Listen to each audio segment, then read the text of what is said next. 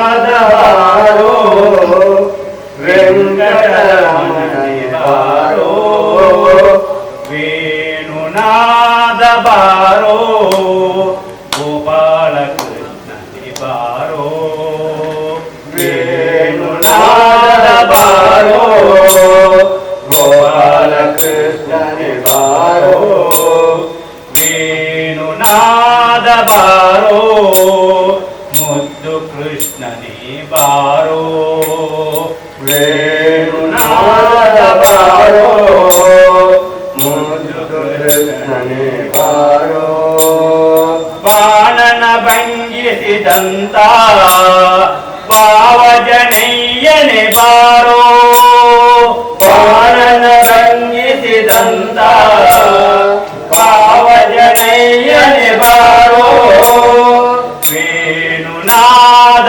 ಬಾರೋ ವೆಂಕಟರಮಣನೆ ಬಾರೋ ವೇಣುನಾದ ಬಾರೋ ವೆಂಕಟರಮಣನೆ ಬಾರೋ ಕೋತಣಿಯ ಮೊಳೆಯೊಂಡ ನವನೀತ ಚೋರನೆ ಬಾರೋ ಕೋತಣಿಯ ಮೊಳೆಯೊಂಡ ನವನೀತ ಚೋರನೆ ಬಾರೋ ಕೋತಣಿಯ ಮೊಳೆಯೊಂಡ ನವನೀತ ಚೋರನೆ ಬಾರೋ ಕೂತನೆಯ ಮೊಳೆಯೊಂಡ ನವನೀತ ಚೋರನೆ ಬಾರೋ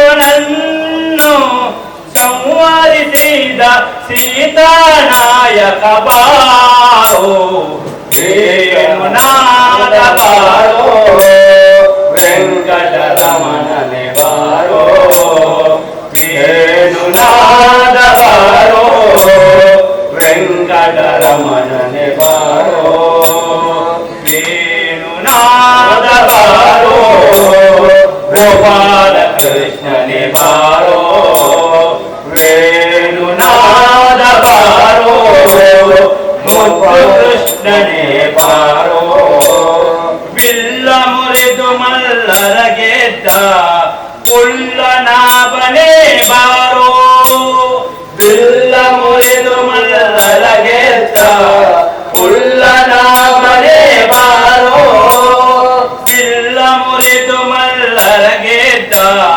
ಕುಳ್ಳನಾಭನೇ ಬಾರೋ ಬಿಲ್ಲ ಮುರಿದು ಮಲ್ಲರ ಗೆದ್ದ ಕುಳ್ಳನಾಭನೇ ಬಾರೋ ಕುಳ್ಳತಿಯರನೆ ನರೇವ ಗೆಲುವ ಮೂರ್ತಿ ಬಾರೋ ವೇಣುನಾದ ಬಾರೋ ವೆಂಕಟರಮಣನೆ ಬಾರೋ ವೇಣುನಾದ ಬಾರೋ ವೆಂಕಟರಮಣನೆ ಬಾರೋ ಮಂದಾರ ಗಿರಿಯತ್ತಿದಂತ ಇಂದಿರ ರಮಣನೆ ಬಾರೋ ಮಂದಾರ ಗಿರಿಯತ್ತಿದಂತ ಇಂದಿರ ರಮಣನೆ ಬಾರೋ ಮಂದಾರ ಗಿರಿಯತ್ತಿದಂತ ಇಂದಿರ ರಮಣನೆ ಬಾರೋ ಮಂದಾರ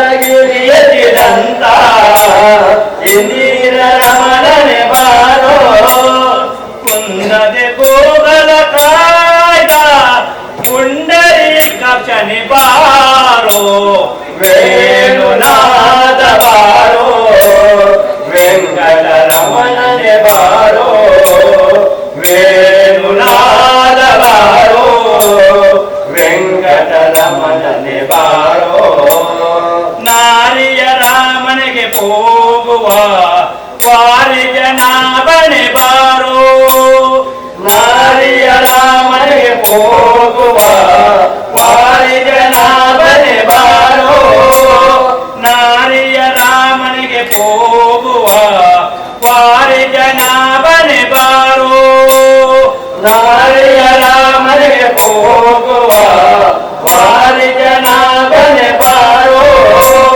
ಹಿರೇಳು ಭುವನವ ಕಾಯುವ ಮಾರನಯ್ಯನೆ ಬಾರೋ ವೇಣುನಾದ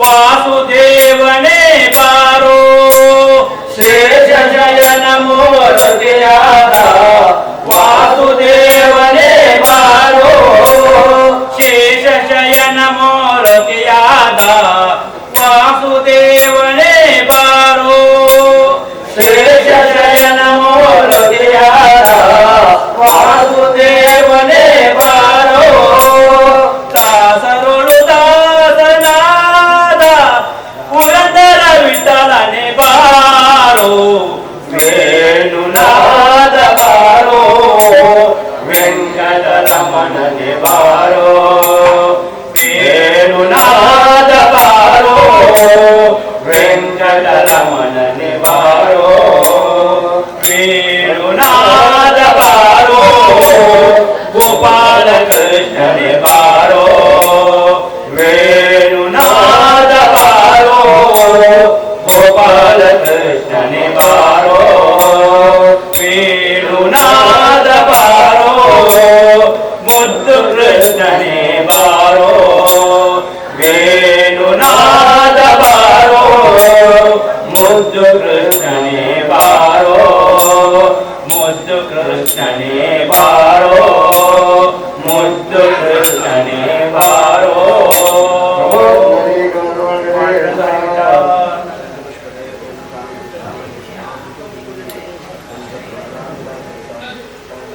ದಯ ಮಾಡು ದಯ ಮಾಡು ದಯ ಮಾಡು ರಂಗ ದಯ ಮಾಡು ದಯ ಮಾಡು ದಯ ಮಾಡು ರಂಗ ದಯ ಮಾಡು ನಿನ್ನ ದಾಸರು ನಾನೆಂದು ದಯ ಮಾಡು ನಿನ್ನ ದಾಸರು ನಾನೆಂದು ದಯ ಮಾಡು ದಯ ಮಾಡು ದಯ ಮಾಡು ರಂಗ ದಯ ಮಾಡು ದಯ ಮಾಡು ದಯ ಮಾಡು ರಂಗ ಹಲವು ಕಾಲದಿ ನಿನ್ನ ಹಂಬರಾಯನಗೆ ಹಲವು ಕಾಲದಿ ನಿನ್ನ ಹಂಬರಾಯನಗೆ ಒಲಿದು ಪಾಲಿಸಬೇಕು ವಾರಿ ಜನಾಭ ಒಲಿದು ಪಾಲಿಸಬೇಕು ವಾರಿ ಜನಾಭ ಇಹ ಬಲ ಗತಿ ನೀನೆ ಇಂದಿರಾ ರಮಣ ಇಹ ಬಲ ಗತಿ ನೀನೆ ಇಂದಿರಾ ರಮಣ ಸಹಾಯ ನಿನ್ನದೆ ತೋರು ಸರ್ವದ ಕರುಣ ಸಹಾಯ ನಿನ್ನದೆ ತೋರು ಸರ್ವದ ಕರುಣ ದಯ ಮಾಡು ದಯ ಮಾಡು ದಯ ಮಾಡು ರಂಗ ದಯ ಮಾಡು ದಯ ಮಾಡು ದಯ ಮಾಡು ರಂಗ ಕರಿರಾಜ ವರದನೆ ಕಾಮಿತ ವರದ ಕರಿರಾಜ ವರದನೆ ಕಾಮಿತ ವರದ ಪುರಂದರ ವಿಠಲನೆ ಹರಿ ಸಾರ್ವಭೌಮ ಪುರಂದರ ವಿಠಲನೆ ಹರಿ ಸಾರ್ವಭೌಮ ದಯ ಮಾಡು ದಯ ಮಾಡು ದಯ ಮಾಡು ರಂಗ ದಯ ಮಾಡು ದಯ ಮಾಡು ದಯ ಮಾಡು ರಂಗ ನಮೋ ನದಿ ಕಣ್ಣರೆ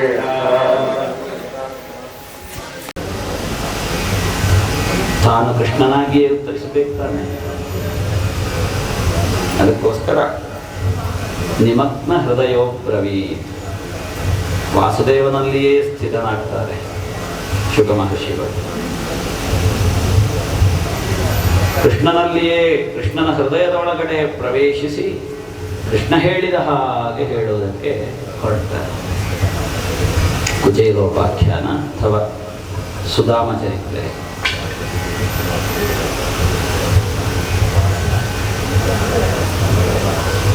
ಕೃಷ್ಣ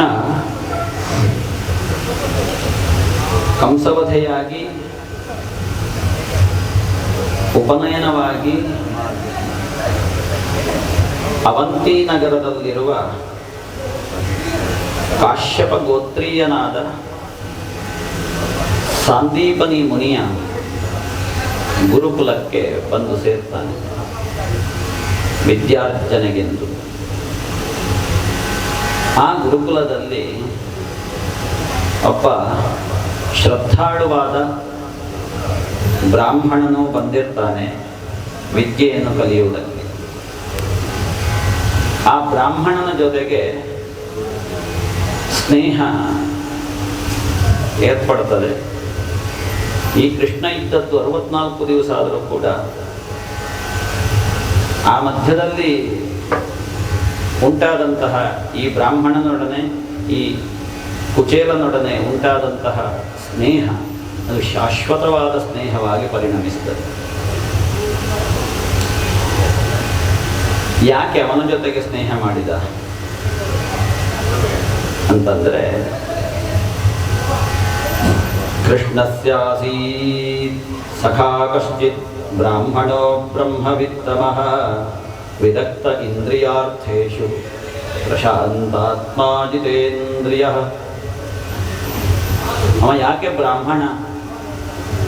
ಬ್ರಹ್ಮವಿತ್ತಮನಾದ ಕಾರಣ ಬ್ರಾಹ್ಮಣ. ಬ್ರಹ್ಮ ಅಂತಂದ್ರೆ ದೇವರು ಅಂತ ಅರ್ಥ. ಸೃಷ್ಟಿಕರ್ತ, ಸೃಷ್ಟಿಪಾಲಕ, ಸೃಷ್ಟಿಯನ್ನು ನಾಶ ಮಾಡುವವನು, ಹೀಗೆ ಸೃಷ್ಟಿ ಸ್ಥಿತಿ ಲಯಾಧಿಕಾರಿಯಾದಂತಹ ಭಗವಂತನಿಗೆ ಬ್ರಹ್ಮ ಅಂತ ಕರೆದರು. ಬ್ರಹ್ಮವಿತ್, ಬ್ರಹ್ಮನನ್ನು, ಆ ದೇವರನ್ನು ತಿಳಿದವನು ಅಂತ. ಬ್ರಹ್ಮಜ್ಞಾನಿ ಅಂತಂದ್ರು ಅದೇ ಅರ್ಥ, ದೇವರ ಕುರಿತಾದ ಅರಿವನ್ನು ಪಡ್ಕೊಂಡವನು ಅಂತ. ಅವನು ಬ್ರಾಹ್ಮಣ.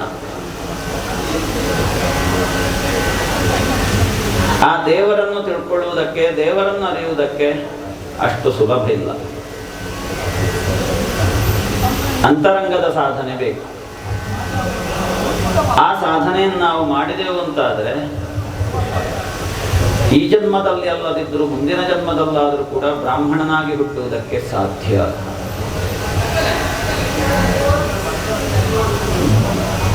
ದೇವರನ್ನು ಅರಿಯುತ್ತಾ ಹೋದ ಹಾಗೆ, ಅರಿವಿಗೆ ಬಂದ ಹಾಗೆ ವಿರಕ್ತ ಇಂದ್ರಿಯಾರ್ಥೇಷು, ಇಂದ್ರಿಯಾರ್ಥಗಳು,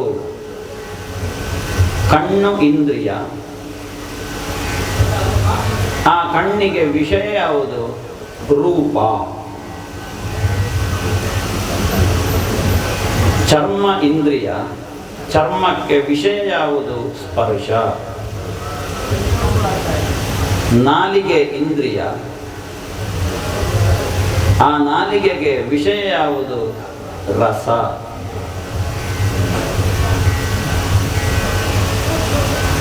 ಮೂಗು ಇಂದ್ರಿಯ, ಮೂಗಿಗೆ ವಿಷಯ ಯಾವುದು? ಗಂಧ.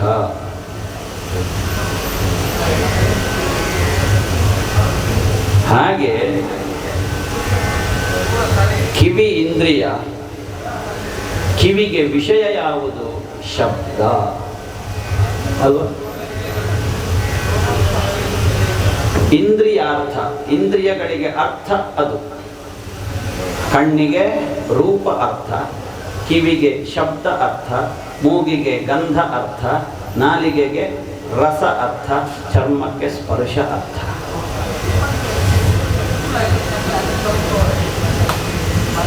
ನಾವು ಆಯಾಯ ಇಂದ್ರಿಯಗಳಿಂದ ಆಯಾಯ ಅರ್ಥಗಳಲ್ಲಿಯೇ ತೊಳಲಾಡುತ್ತಾ ಅನರ್ಥ ಪರಂಪರೆಯನ್ನೇ ಮೈಮೇಲೆ ಎಳ್ಕೊಂಡಿರ್ತೇವೆ. ಹಾಗಾಗಿ ನಮಗೆ ಅದರಿಂದ ವಿರಕ್ತಿ ಬರುವುದೇ ಇಲ್ಲ. ನೋಡಿ, ರೂಪ ಕಣ್ಣಿನಿಂದ ನೋಡ್ಬೇಕು ಅಂತ ನೋಡ್ತಾನೆ ಇರ್ತೇವೆ ಬೆಳೆದಿದ್ದದನ್ನೆಲ್ಲ. ಕಿವಿ ಶಬ್ದ, ಯಾವ ಶಬ್ದ ಕೇಳಿದ್ರೆ ಆ ಕಿವಿಗೆ ಹಿತವು ಅದನ್ನು ಬಿಟ್ಟು ಬಾಕಿದ್ದ ಶಬ್ದಗಳನ್ನೆಲ್ಲ ಕೇಳ್ತಾ ಇರ್ತೇವೆ. ಆರ್ಕೆಸ್ಟ್ರಾ, ಆ ಇಷ್ಟ ಇಷ್ಟ ಅಂತ. ಇವತ್ತು ಇಂಥದ್ದೆಲ್ಲ ಬೇಡ. ಇದಕ್ಕಿಂತ ಬೇರೆ ಯಾವ್ದನ್ನು ನಾವು ಬಯಸ್ತೇವೆ. ಹಾಗಾಗಿ ನಾವು ನಮ್ಮದನ್ನು ಕಳ್ಕೊಂಡೆವು. ನಮ್ಮ ಅಂತರಂಗದಲ್ಲಿರುವ ಬ್ರಾಹ್ಮಣ್ಯವನ್ನು ನಾವು ಕಳ್ಕೊಂಡೆವು ಅಲ್ವಾ? ಹಾಗಾಗಿ ಸಮಗ್ರ ಮನುಷ್ಯ ವರ್ಗವೇ ತಮ್ಮತನವನ್ನು ಕಳ್ಕೊಂಡ ಕಾರಣ ನಮಗೆ ಇದು ಅರ್ಥ ಆಗುವುದಿಲ್ಲ. ಇದು ದೊಡ್ಡ ಸಮಸ್ಯೆ. ಈ ಸುಧಾಮ ಕುಚೇಲ ವಿರಕ್ತ ಇಂದ್ರಿಯಾರ್ಥೇಶು, ಆಯಾಯ ಅರ್ಥಗಳಲ್ಲಿ ಆಯಾಯ ಇಂದ್ರಿಯಗಳಿಂದ ರಿಟೈರ್ಮೆಂಟ್ ಆದ ಕಾರಣ ಪ್ರಶಾಂತಾತ್ಮ, ನೆಮ್ಮದಿ ಜೀವನದಲ್ಲಿ, ತಲೆಬಿಸಿ ಇಲ್ಲ. ಕಣ್ಣಿನಿಂದ ಯಾವುದನ್ನು ನೋಡಿದರೆ ಕಣ್ಣಿಗೆ ಹಿತವೋ ಅದನ್ನು ನೋಡುವುದು, ಕಿವಿಗೆ ಯಾವುದನ್ನು ಕೇಳಿದ್ದರಿಂದ ಹಿತವೋ ಅದನ್ನು ಕೇಳುವುದು, ಮೂಗಿನಿಂದ ಯಾವುದನ್ನು ಆಘ್ರಾಣಿಸಿದ್ದರಿಂದ ಮೂಗಿಗೆ ಹಿತವೋ ಅದನ್ನು ಆಘ್ರಾಣಿಸುವುದು, ನಾಲಿಗೆಯಿಂದ ಯಾವುದನ್ನು ಸೇವಿಸಿದ್ದರಿಂದ ನಾಲಿಗೆಗೆ ಹಿತವೋ ಅದನ್ನು ನಾಲಿಗೆಯಿಂದ ಸ್ವೀಕರಿಸುವುದು, ರುಚಿ ಪಡ್ಕೊಳ್ಳುವುದು, ಚರ್ಮದಿಂದ ಯಾವುದನ್ನು ಸ್ಪರ್ಶಿದ್ದರಿಂದ ಚರ್ಮಕ್ಕೆ ಹಿತವೋ ಅದನ್ನು ಸ್ಪರ್ಶಿಸುವುದು. ಆವಾಗ ಪ್ರಶಾಂತತೆ.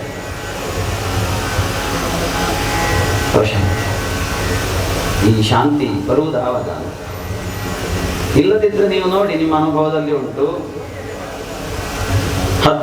ಹಲವು ಕಡೆ ಹರಿದು ಹೋಗಿ ನುಚ್ಚು ನೂರಾಗಿ ಬಿಟ್ಟಿರ್ತದೆ ನಮ್ಮ ಒಟ್ಟು ಜೀವನದ ಸ್ಟೈಲ್. ಪ್ರಶಾಂತಾತ್ಮ ಜಿತೇಂದ್ರಿಯ, ಆ ಎಲ್ಲ ಇಂದ್ರಿಯಗಳನ್ನು ಹತೋಟಿಯಲ್ಲಿಟ್ಟಿರುವ ಕಾರಣವೇ ಅವನಿಗೆ ಅದರಲ್ಲಿ ವಿರಕ್ತತೆ, ಬೇಡ ಅಂತ ಹೇಳುವ ಭಾವನೆ. ಮಾತ್ರ ಅಲ್ಲ, ಯದೃಚ್ಛಜೋಪಪನ್ನೇನ ವರ್ತಮಾನ, ಏನು ಸಿಕ್ತು ಇವತ್ತಿಗೆ ಅಷ್ಟರಿಂದಲೇ ಸಂತೃಪ್ತಿ. ಇಂಥವನಿಗೆ ತಲೆಬಿಸಿ ಇಲ್ಲ. ನಾಳೆ ಏನು ಅಂತ ತಲೆಬಿಸಿ ಇಲ್ಲ ಅಂತ. ನಾಳೆ ಏನು ಅಂತ ತಲೆಬಿಸಿ ಸಂಪಾದನೆ ಮಾಡ್ತಾನೆ ಇರುವವನಿಗೆ,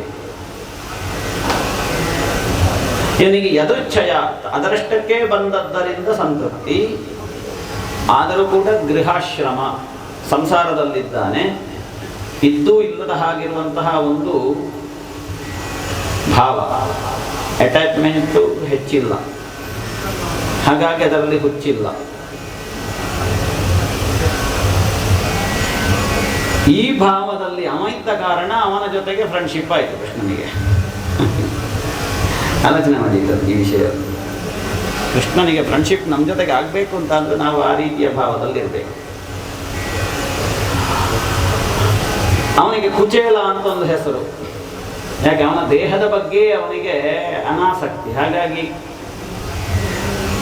ಇಂಥದ್ದೇ ಸೀರೆ ಉಡಬೇಕು, ಇಂಥದ್ದೇ ಬಟ್ಟೆ ಉಡಬೇಕು ಅಂತ ಏನಿಲ್ಲ. ಒಂದು ರೀತಿಯ ಅವಧೂತ ಭಾವ, ಎಲ್ಲವನ್ನು ಬಾಹ್ಯವನ್ನು ಬಿಟ್ಟ ಭಾವ, ಅದಕ್ಕೆ ಅವಧೂತ ಅಂತ ಹೇಳುದು. ಅವಧೂತರು ಅಂತಂದ್ರೆ ಹೊರಗಿನದ್ದನ್ನೆಲ್ಲವನ್ನು ಬಿಟ್ಟು ಒಳಗಡೆ ಸಾಗಿದವರಿಗೆ ಅವಧೂತರು ಅಂತ ಹೆಸರು. ಹೊರಗಡೆ ಸಾಗಿದವರಲ್ಲ, ಹೊರಗಿದ್ದನ್ನು ಬಿಟ್ಟು ಒಳಗಡೆ ಸಾಗಿದವರು ಅವಧೂತರು. ಆದ ಕಾರಣ ಹೊರಗಿನ ಬಗ್ಗೆ, ಹೊರಗಿನ ಪ್ರಪಂಚದ ಬಗ್ಗೆ ಯಾವ ಅರಿವೆಯೂ ಇರುವುದಿಲ್ಲ. ಯಾಕೆ ಅರಿವು ಇರುವುದಿಲ್ಲ? ಹರಿವೆಲ್ಲ ಒಳಗೆ ಅಲ್ಲ.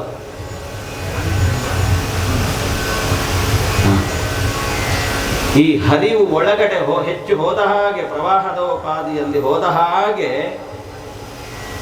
ಹರಿಯ ಅವಶ್ಯಕತೆ ಹೆಚ್ಚಾಗ್ತದೆ. ಒಳಗಡೆ ಹರಿವು ಹೆಚ್ಚಾದಾಗೆ ಹರಿಯ ಅನಿವಾರ್ಯತೆ ಹೆಚ್ಚಾಗ್ತದೆ. ಈ ಸ್ವಭಾವದ ಕುಚೇಲ. ಹಾಗಾಗಿ ಅವನ ಬಟ್ಟೆ ನೋಡಿದ್ರೆ ಯಾರು ಕೂಡ ಅವನನ್ನು ಹತ್ತಿರ ಮಾಡಿಕೊಳ್ಳಿಕ್ಕಿಲ್ಲ. ಕುಚೇಲ, ಚೇಲ ಅಂದ್ರೆ ಬಟ್ಟೆ. ನಿಮ್ಮ ಪ್ರಾದೇಶಿಕ ಭಾಷೆಯಲ್ಲಿ ಇದಕ್ಕೆ ಬೇರೆ ಅರ್ಥ ಉಂಟು, ಅದುವೇ ಆ ಚೇಲ ಅಲ್ಲ, ಇದು ಕುಚೇಲ.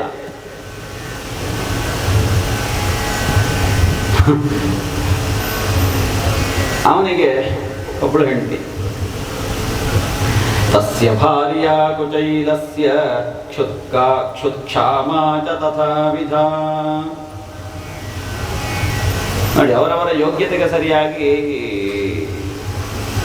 ಹೆಂಡತಿಯರು ಸಿಕ್ಕುವುದು ಅಂತ ಹೇಳೋದಕ್ಕೆ ಅದೇ ಉದಾಹರಣೆ.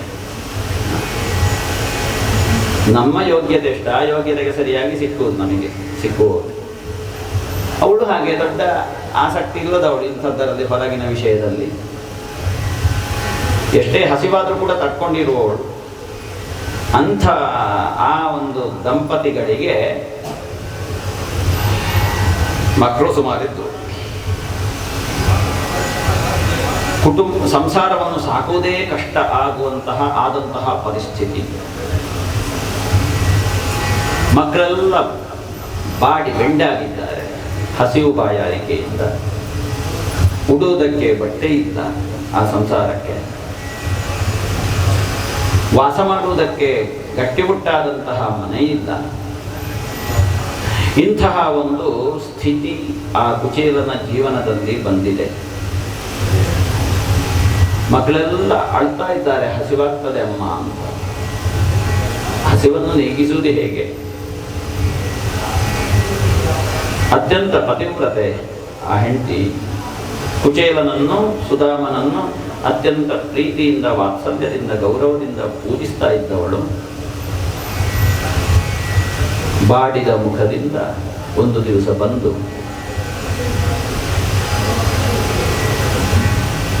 ಹೇಳ್ತಾಳೆ ಗಂಡನ ಹತ್ತಿರ.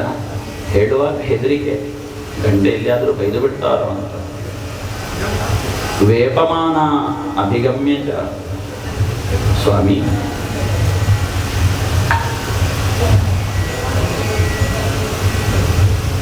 ನೀವು ವಿದ್ಯಾರ್ಜನೆ ಮಾಡುವ ಕಾಲಕ್ಕೆ ನಿಮ್ಮ ಜೊತೆಗೆ ಒಬ್ಬ ಕೃಷ್ಣ ಅಂತ ಹೇಳುವಂತಹ ಒಬ್ಬ ಪರಮಾತ್ಮ ಇದ್ದ ಅನ್ನೋದನ್ನು ನೀವು ಆವತ್ತು ಹೇಳಿದ್ದೀರಿ. ಲಕ್ಷ್ಮೀದೇವಿಯ ಪತಿಯಂತೆ, ಸರ್ವ ಸಂಪತ್ತಿನ ಅಧಿಪತಿಯಂತೆ, ಶ್ರೀನಿವಾಸನಂತೆ, ಬ್ರಾಹ್ಮಣರ ಮೇಲೆ ಅತ್ಯಂತ ಗೌರವಂತೆ, ಶರಣಾಗತರಾದವರನ್ನು ರಕ್ಷಿಸುವುದರಲ್ಲಿ ಜೀವ ಕೊಡುವವನಂತೆ, ಶರಣ್ಯ ಅಂಥವನು ಇವತ್ತು ದ್ವಾರಕೆಯಲ್ಲಿ ವಾಸ ಮಾಡ್ತಾ ಇದ್ದಾನೆ ಅನ್ನೋದನ್ನು ಕೇಳಿದ್ದೇನೆ. ಸ್ವಾಮಿ, ಸಂಪತ್ತಿನ ಅಧಿಪತಿಯಾದಂತಹ ಶ್ರೀಕೃಷ್ಣನಲ್ಲಿಗೆ ತಾವು ಹೋಗಿ ಬೇಕಾದಂತಹ ಸಂಪತ್ತುಗಳನ್ನು ತನ್ನಿ. ನೋಡಿ, ಆ ಮಕ್ಕಳೆಲ್ಲ ಮುಖ ಬಾಡಿಸಿಕೊಂಡು ಮುಖ ನೋಡ್ತಾ ಇದ್ದಾರೆ, ನಮ್ಮ ಮುಖವನ್ನೇ ನೋಡ್ತಾ ಇದ್ದಾರೆ. ಈಗ ಕೃಷ್ಣನಲ್ಲಿಗೆ ಹೋಗಿ, ನಿಮ್ಮ ಸ್ನೇಹಿತನಾದಂತಹ ಕೃಷ್ಣನಲ್ಲಿಗೆ ಹೋಗಿ ಸಂಪತ್ತನ್ನು ತಾರದೇ ಇದ್ದರೆ ನಾವು ಹೇಗೆ ಜೀವನ ಮಾಡುವುದು ಸ್ವಾಮಿ? ಇವತ್ತು ದ್ವಾರಾವತಿಯಲ್ಲಿ ಅವರ ಯಾದವರನ್ನೆಲ್ಲ ಸೇರಿಸಿಕೊಂಡು ಇದ್ದಾನೆ ಅನ್ನುವುದನ್ನು ಕೇಳಿದ್ದೇನೆ. ಅವನನ್ನು ಸ್ಮರಿಸಿದ ಮಾತ್ರಕ್ಕೆ, ಅವನ ದಿವ್ಯವಾದಂತಹ ಶ್ರೀಚರಣವನ್ನು ಸ್ಮರಿಸಿದ ಮಾತ್ರಕ್ಕೆ ತನ್ನನ್ನೇ ತಾನು ಕೊಟ್ಟು ಬಿಡ್ತಾನಂತೆ ಶ್ರೀಕೃಷ್ಣ ಸ್ವಾಮಿ. ಹಾಗಿರುವಾಗ ನಮಗೆ ಬೇಕಾದಂತಹ ಸಂಪತ್ತನ್ನು ಕೊಡ್ಲಿಕ್ಕಿದ್ರೆ ಇವನಿಗೆ ಸಂಕೋಚ, ಹೇಗೆ ಹೋಗುವುದು? ಬೇಡ ಬೇಡ ಬೇಡ ಅಂತ ಹೇಳಿದ 4 ಸಲ. ಆದರೂ ಕೂಡ ಮತ್ತೆ ಹೇಳ್ತೀವಿ, ಒತ್ತಾಯ ಮಾಡ್ತಾಳೆ. ಸರಿ, ಹೇಗೆ ಕೇಳುವುದೋ ಗೊತ್ತಿಲ್ಲ, ಅಂತೂ ಆ ಕೃಷ್ಣನನ್ನು ನೋಡುವ ಭಾಗ್ಯವಾದರೂ ಕೂಡ ನನ್ನ ಜೀವನದಲ್ಲಿ ಪ್ರಾಪ್ತಿ ಆಗ್ತದೆ ಇವತ್ತು.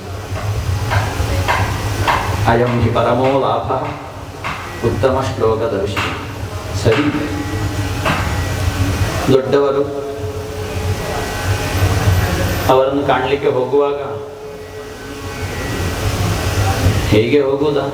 ಏನಾದರೂ ಕೊಡಬೇಕಲ್ವಾ ಕೃಷ್ಣ ಸ್ವಾಮಿಗೆ? ಏನಾದರೂ ಇದೆಯಾ? ಮನೆಯಲ್ಲಿ ಏನಿಲ್ಲ, ಊಟಕ್ಕೆ ಗತಿ ಇಲ್ಲದಿದ್ದರೆ ಮತ್ತೆ ಏನಿರ್ತದೆ ಇನ್ನೊಬ್ಬರಿಗೆ ಕೊಡ್ಲಿಕ್ಕೆ? ಸರಿ, 4 ಮನೆಗಳಿಗೆ ಹೋದ, ಭಿಕ್ಷೆ ಬೇಡಿದ. ಏನಾದರೂ ಇದ್ರೆ ಕೊಡಿ ಅಮ್ಮ, ಕೃಷ್ಣನನ್ನು ನೋಡ್ಲಿಕ್ಕೆ ಹೋಗ್ತಾ ಇದ್ದೇನೆ ನಾನು. ಎಲ್ಲರೂ ಕೂಡ 4 ಮನೆಯ ಹೆಂಗಸರು ಒಂದೊಂದು ಮುಷ್ಟಿ ಅವಲಕ್ಕಿಯನ್ನು ಕೊಟ್ಟರು. ತಂದ ಮನೆಗೆ ಅದನ್ನು ತಂದು ಇದನ್ನು ಹೇಗೆ ತೆಕ್ಕೊಂಡು ಹೋಗುವುದು? ಹೇಗೆ, ಯಾವುದರಲ್ಲಿ ಕಟ್ಕೊಳ್ಳೋದು?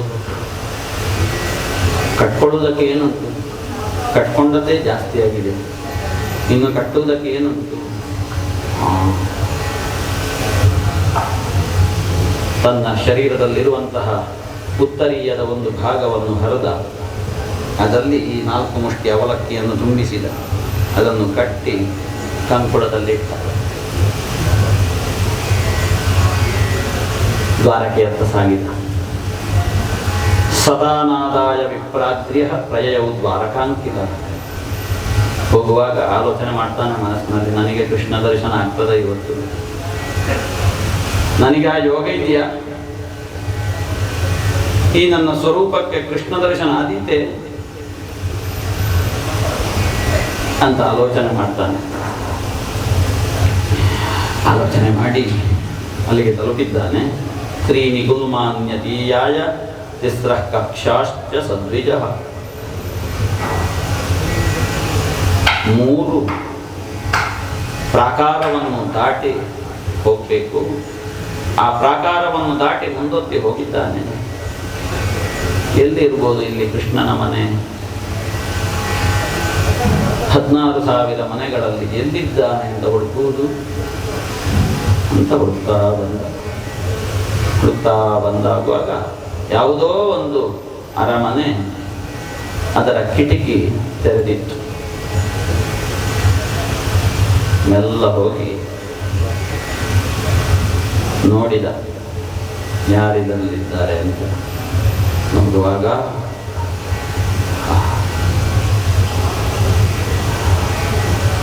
ನಾ ಯಾರನ್ನು ಬಯಸುತ್ತಾ ಮನೆಯಿಂದ ಹೊರಟಿದ್ದನೋ ಅಂತಹ ನನ್ನ ಸ್ನೇಹಿತ ಅಲ್ಲ, ಪ್ರಪಂಚದ ಸ್ನೇಹಿತ ಶ್ರೀಕೃಷ್ಣ ಸ್ವಾಮಿ ತನ್ನ ಮಡದಿಯಾದಂತಹ ರುಕ್ಮಿಣಿಯ ಜೊತೆಗೆ ಸ್ವರ್ಣಖಚಿತವಾದಂತಹ ರತ್ನಮಂಚಪದಲ್ಲಿ ಸರಸ ಸಲ್ಲಾಪದಲ್ಲಿ ತೊಡಗಿದ್ದಾನೆ. ಆಹಾ, ನನ್ನ ಜೀವನ ಸಾರ್ಥಕವಾಯಿತು ಅಂತ ಅಂದ್ಕೊಂಡ ಕುಚೇಲ. ಈ ಕುಚೇಲ ನೋಡ್ತಾ ಇದ್ದಾನೆ ಎನ್ನುವುದು ಅಲ್ಲಿ ಕೃಷ್ಣನಿಗೆ ಗೊತ್ತಾಯಿತು. ಹೆಂಡತಿಯನ್ನು ಅಲ್ಲಿಯೇ ಬಿಟ್ಟ, ಅಲ್ಲಿಂದ ಓಡಿ ಬಾಗಿಲಿನ ಹತ್ರ ಬರ್ತಾನೆ. ಸಹಸೋತ್ಥಾಯ ಚಾಭ್ಯೇತ್ಯ ದೋರ್ಭ್ಯಾಂ ಪರಿಯಗ್ರಹೀತ. ಓ ಕುಚೇಲ ಅಂತ ಹೇಳಿಕೊಂಡು ಗಟ್ಟಿ ಕುಚೇಲನನ್ನ ಹಿಡ್ಕೊಂಡ.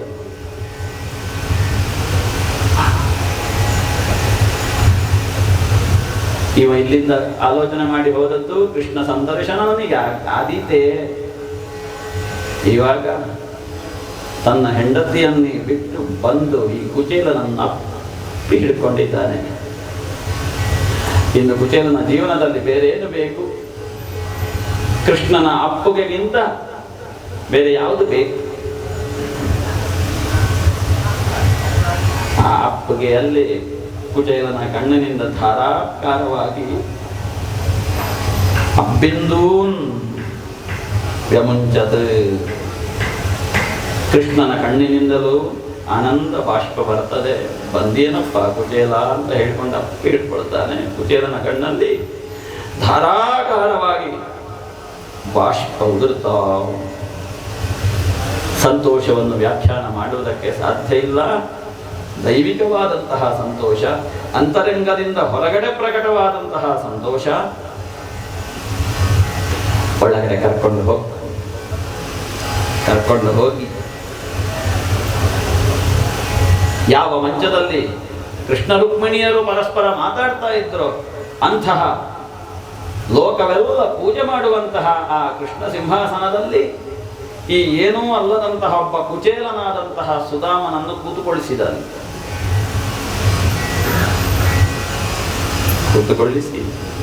ಅಥೋಪವೇಶ್ಯ ಪರ್ಯಂಕೆ ಸ್ವಯಂ ಸಖ್ಯ ಸಮರ್ಹಣಂ.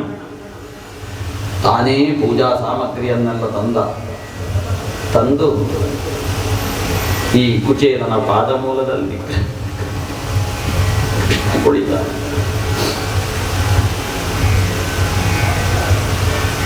ಯಾವನನ್ನು ಪ್ರಪಂಚವೆಲ್ಲ ಪಾದಮೂಲದಲ್ಲಿ ಕುಳಿತು ಸ್ತುತಿ ಮಾಡಬೇಕೋ, ಪೂಜೆ ಮಾಡಬೇಕೋ, ಅರ್ಚನೆ ಮಾಡಬೇಕೋ ಅಂತಹ ಶ್ರೀಕೃಷ್ಣ ಸ್ವಾಮಿ ಇವತ್ತು ಕುಚೇಲನನ್ನು ಮಂಚದಲ್ಲಿ ಕೂತುಗೊಳಿಸಿ ಕೃಷ್ಣ ಪಾದಮೂಲದಲ್ಲಿ ಕುಳಿತು ಪೂಜೆ ಮಾಡ್ತಾ ಇದ್ದಾನೆ. ಏನ್ರಿದ್ದು ಏನರ್ಥ ಇದಕ್ಕೆ? ರುಕ್ಮಿಣಿಯನ್ನು ಬರಲಿಕ್ಕೆ ಹೇಳಿದ ಬಾಯಿ, ಇವನ ಪಾದಕ್ಕೆ ಅಭಿಷೇಕವನ್ನು ಮಾಡಬೇಕು. ಸುವರ್ಣದ ಹರಿವಾಣವನ್ನು ಕೆಳಗಿಟ್ಟು ಆ ಹರಿವಾಣದಲ್ಲಿ ತಾನೇ ಕುಚೇಲನ ಪಾದವನ್ನು ಎತ್ತಿ ಇಡ್ತಾನೆ. ಎತ್ತಿಟ್ಟು ಕಲಶ ಜಲವನ್ನು ರುಕ್ಮಿಣಿ ಹಾಕ್ತಾ ಇದ್ದಾಳೆ, ಅಭಿಷೇಕ ಮಾಡ್ತಾ ಇದ್ದಾಳೆ. ಈ ಕೃಷ್ಣ ಪಾದವನ್ನು ತೊಳಿತಾ ತೊಳೆದ ನಂತರದಲ್ಲಿ ಗಂಧಾಕ್ಷತೆಯನ್ನು ಹಾಕಿ ಕುಚೇಲನ ಆ ಪಾದವನ್ನು ತೊಳೆದಂತಹ ನೀರು ಅದು ತೀರ್ಥ ಆಯ್ತಂತೆ. ಆ ಬ್ರಾಹ್ಮಣ ಪಾದ ತೀರ್ಥವನ್ನು ತನ್ನ ತಲೆಯಲ್ಲಿ ಧರಿಸಿದನು. ಯಾವ ಕೃಷ್ಣ ಪಾದತೀರ್ಥವನ್ನು ನಾವು ತಲೆಯಲ್ಲಿ ಧರಿಸಿ ಪ್ರಾಶನ ಮಾಡಿ ಪುನೀತರಾಗಬೇಕು, ಜನ್ಮ ಸಾರ್ಥಕವಾಗಿಸಬೇಕು, ಅಂತಹ ಕೃಷ್ಣ ಇವತ್ತು ಬ್ರಾಹ್ಮಣ ಪಾದತೀರ್ಥವನ್ನು ತಲೆಯಲ್ಲಿ ಧರಿಸಿ ಆನಂದದಲ್ಲಿದ್ದಾನೆ.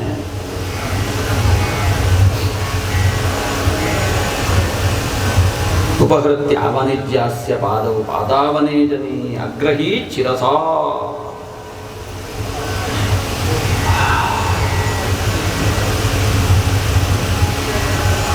ಕೃಷ್ಣನ ಕಾರುಣ್ಯ, ಕೃಷ್ಣ ಕಾರುಣ್ಯ ಅಂತಂದ್ರೆ ಇದೆ. ಅದು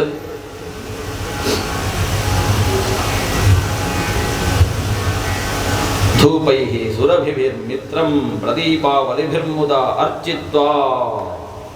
ಪಾದಕ್ಕೆ ಪೂಜೆ ಮಾಡ್ತಾ ಇದ್ದಾನೆ ನಿರಂತರ. ಆಮೇಲೆ ರುಕ್ಮಿಣಿ ಹತ್ರ ಚಾಮರ ಬೀಸಲಿಕ್ಕೆ ಹೇಳ್ತಾನೆ. ಚಾಮರ ಬೀಸ್ತಾ ಇದ್ದಾಳೆ ರುಕ್ಮಿಣಿ. ಸಂಪತ್ತಿನ ಅಧಿದೇವತೆ ಲಕ್ಷ್ಮೀದೇವಿ ಬ್ರಾಹ್ಮಣನಿಗೆ ಚಾಮರ ಬೀಸ್ತಾ ಇದ್ದಾನೆ. ಕುಚೈಲಂ ಮಲಿನಂ ಕ್ಷಾಮಂ ದ್ವಿಜಂ ಸಮನಿ ಸಂತತಂ ದೇವಿ ಪರ್ಯಚರತ್ ಸಾಕ್ಷಾತ್ ಚಾಮರಬ್ಜಜನೆ. ಹೊರಗಡೆ ಕಿಟಕಿಯಲ್ಲಿ ಎಲ್ಲ ಸುತ್ತುವರಿದು ನೋಡ್ತಾ ಇದ್ದಾರೆ. ವಿಸ್ಮಿತೋ ಭೂದತಿ ಪ್ರೀತ್ಯ. ಅವರಿಗೆ ಆಶ್ಚರ್ಯವೇ ಆಶ್ಚರ್ಯ, ಆಶ್ಚರ್ಯದ ಮೇಲೆ ಆಶ್ಚರ್ಯ. ಇದು ಯಾರಪ್ಪ ಅವಧೂತ?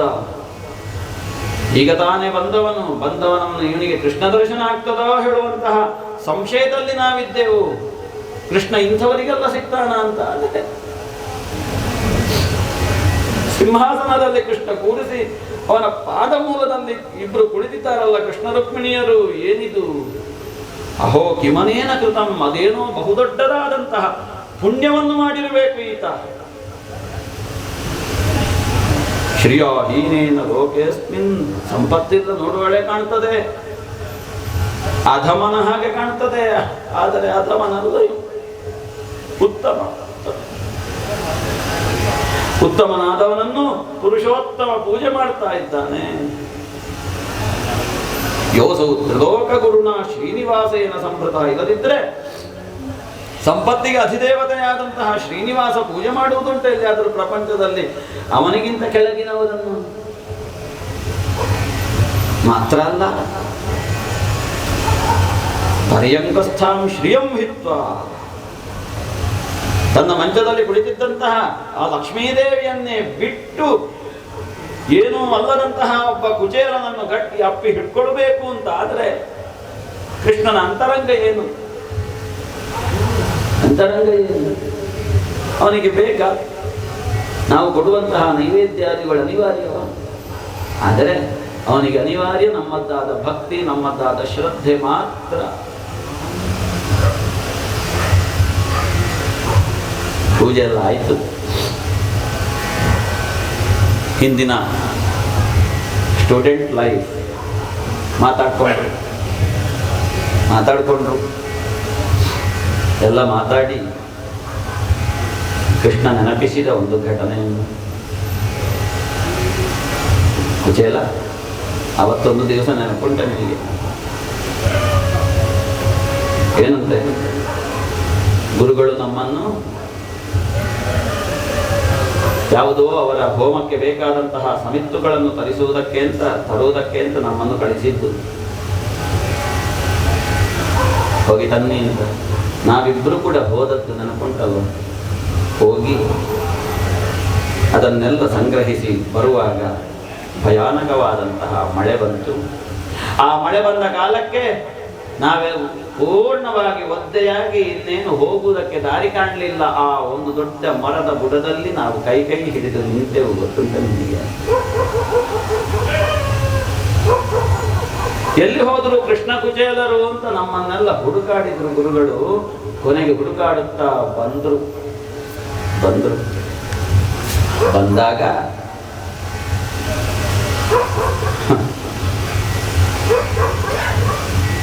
ಇಷ್ಟು ನನಗೋಸ್ಕರ ಕಷ್ಟವನ್ನು ಪಟ್ರೆ ನೀವು.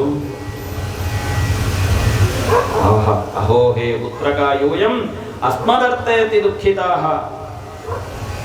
ನೀವು ನಿಮ್ಮ ಶರೀರವನ್ನು ಲೆಕ್ಕಿಸದೆ ಗುರುವಿಗೋಸ್ಕರ ಇಷ್ಟೆಲ್ಲ ಕಷ್ಟವನ್ನು ಪಟ್ರೆ ನೀವು.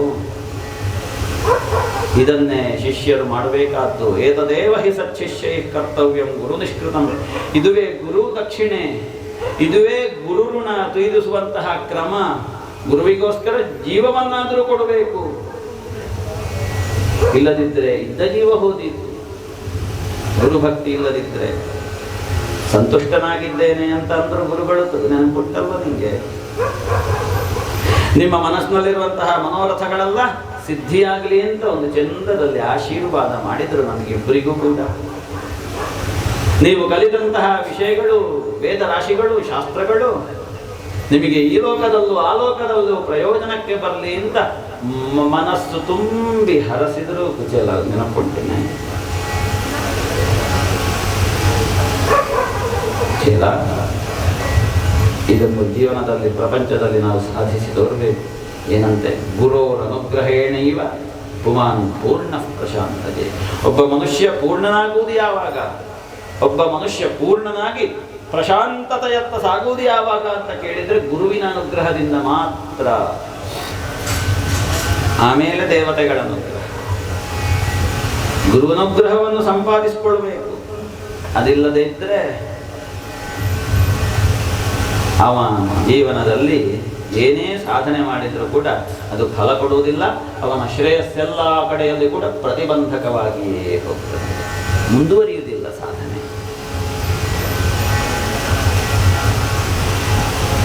ಈ ರೀತಿಯಲ್ಲಿ ನಾವು ಅನೇಕ ಅಲ್ಲಿ ಆ ಇದ್ದಂತಹ 64 ದಿವಸಗಳಲ್ಲಿಯೇ ಇಂತಹ ಒಂದು ಬಂಧವನ್ನು ನಾವು ಕಂಡೆವು ಅಂತ ಹೇಳಿ ಮಾತಾಡ್ತಾ ಇದ್ದಾಗ, ಏನು ಹೀಗೆ ಮಾತಾಡ್ಕೊಂಡೇ ಕೂತ್ಕೊಳ್ಳೋದ?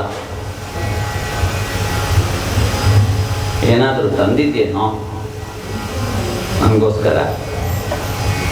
ಕಿಮಪಾಯನಂ ಆನೀತಂ. ಯಾಕೆ ಕೇಳಿದರೆ, ಇಷ್ಟೆಲ್ಲ ಮಾತಾಡುವಾಗ ಈ ಕುಚೇಲ ಕೃಷ್ಣನನ್ನೇ ನೋಡ್ತಾ ಇದ್ದಾನೆ. ಪ್ರೇಮ್ನ ನಿರೀಕ್ಷಣೇನೈವ ಪ್ರೇಕ್ಷಂ. ನೋಡ್ತಾ ಇರುವಾಗ ಕೇಳಿದ, ಏನಾದರೂ ತಂದಿದ್ಯಾ? ಮನೆಯಿಂದ ಬರುವಾಗ ನೀ ಏನು ಕೊಟ್ಟರು ಕೂಡ ನನಗೆ ಸಂತೋಷ. ಯಾಕೆ? ನಿನ್ನದ್ದಲ್ವ ಅದು, ಕೊಡು. ನಿನಗೆ ಸಂಕೋಚ ಆಗ್ತದೆ ಎಂಥದ್ದು ಕೊಡುವುದು. ಆವಾಗ ಅವನಿಗೆ ಅರ್ಥ ಆಯಿತು ಕುಚೇಲನ ಮನಸ್ಸಿನ ಇಂಗಿತ. ಏ ಕುಚೇಲ, ಸಂಕೋಚ ಪಟ್ಕೊಳ್ಬೇಡ. ಅಣ್ವಪ್ಯುಪಾಹೃತಂ ಭಕ್ತೈಹಿ ಪ್ರೇಮ್ನ ಭೂರಿಯೇವ ಮೇ ಭವೇತ್. ನೀ ನನ್ನ ಭಕ್ತ ಅಲ್ವಾ? ನೀ ನನ್ನ ಸ್ನೇಹಿತ ಅಲ್ವಾ? ಸ್ನೇಹಿತನಾದವನು ಪ್ರೇಮದಿಂದ, ಭಕ್ತಿಯಿಂದ ನನ್ನ ಸ್ನೇಹಿತನಿಗೆ ಅಂತ ಸ್ವಲ್ಪ ಕೊಟ್ಟರು ಸಾಕಯ್ಯ, ಅದು ನನಗೆ ಅಧಿಕವಾಗ್ತದೆ.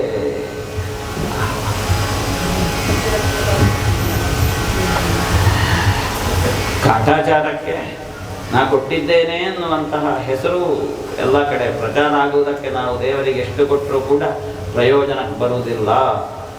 ಅಣ್ವಪ್ಯುಪಾಹೃತಂ ಭಕ್ತೈ. ಒಂದು ತುಳಸಿ ದಳ ಸಾಕು.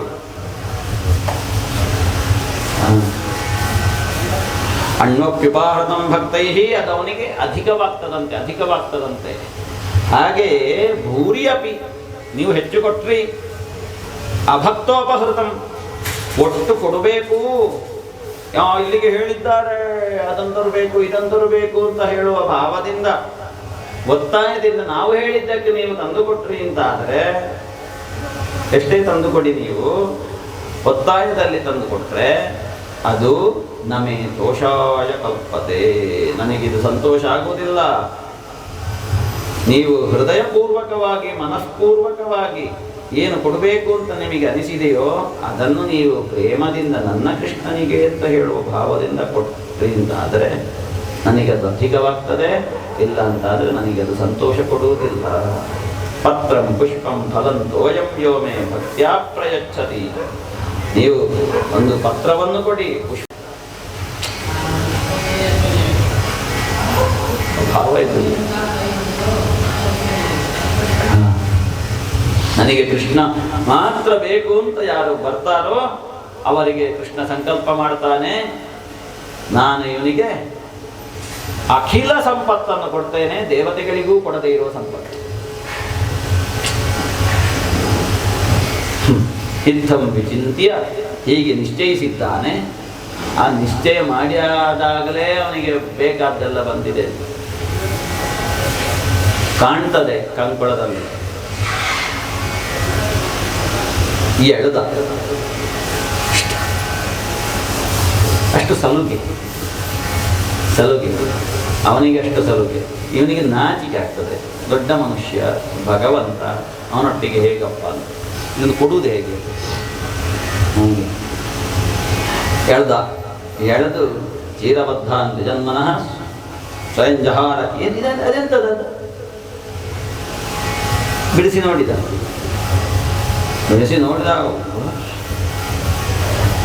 ನನ್ವೇತದುಪನೀತಮ್ಮೆ ಪರಮ ಪ್ರೀಣಂ ಸಖೆ. ಕುಚೇಲ, ಇದು ನನಗೋಸ್ಕರ ತಂದದ್ದು ನೀನು ಅವಲಕ್ಕಿಯನ್ನು. ಛ ಛ ಛ ಛ, ನನಗೆ ಅತ್ಯಂತ ಪ್ರಿಯವಾದಂತಹ ಆಹಾರ ಇದು, ನಾನು ಧನ್ಯ. ತರ್ಪಯಂತ್ಯಂಗ ಮಾಂ ವಿಶ್ವಂ ಏತೆ ಪೃಥುಕತಂಡುಲಾಹ. ಅದಷ್ಟೇ ಇರುವುದು ಕೃಷ್ಣ. ಇದನ್ನು ನಾನು ಹೇಗೆ ನಿನಗೆ ಸಮರ್ಪಣೆ ಮಾಡಲಿ? ಇಲ್ಲಪ್ಪ, ಬಂದ ದಾರಿಗೆ ಸುಂಕ ಇಲ್ಲ, ಹಾಗೆಂತ ಕೇಳಲಿಲ್ಲ, ಬೇಡುವ ಸ್ವಭಾವ ಇಲ್ಲ,